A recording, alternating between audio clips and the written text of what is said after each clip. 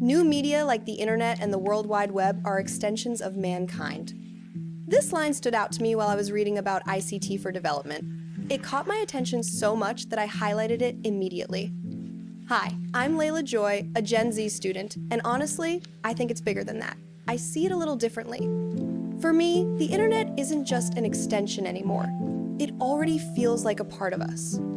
Think about it. Earlier generations watched the internet grow, develop, and slowly become integrated into daily life. But for me, when I entered this world, the internet was already there. The www.com era had already started. Social media already existed. It didn't feel like something added to humanity, it felt like something I naturally grew up with.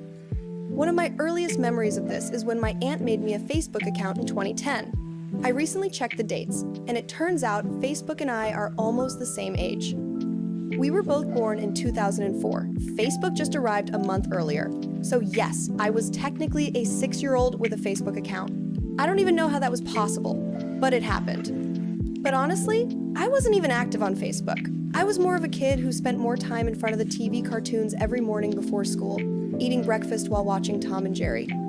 I can still recall how happy I was when my dad bought me the complete Cinderella CD series, and then later on, the rest of the Disney princesses.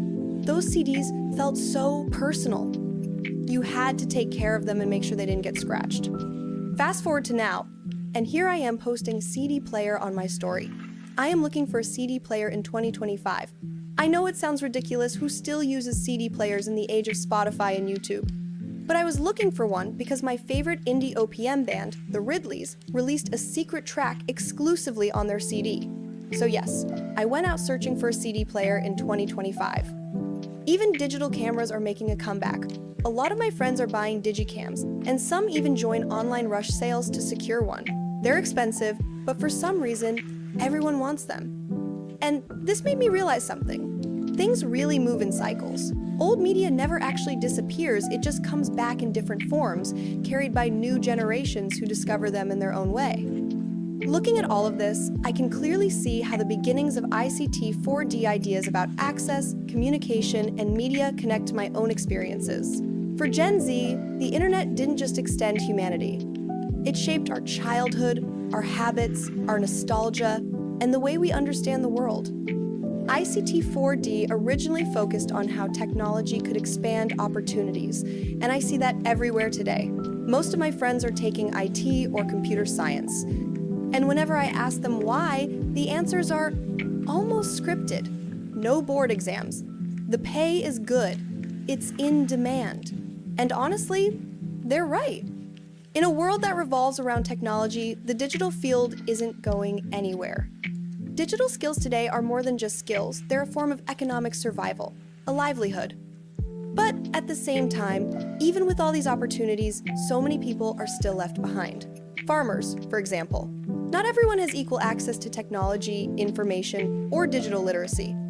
So while ICT4D started with the intention of bridging gaps, those gaps still exist, and sometimes they even grow wider. The internet may be an extension of mankind, but not everyone gets extended the same way. So as a Gen Z looking back at the beginnings of ICT4D, here's my biggest takeaway.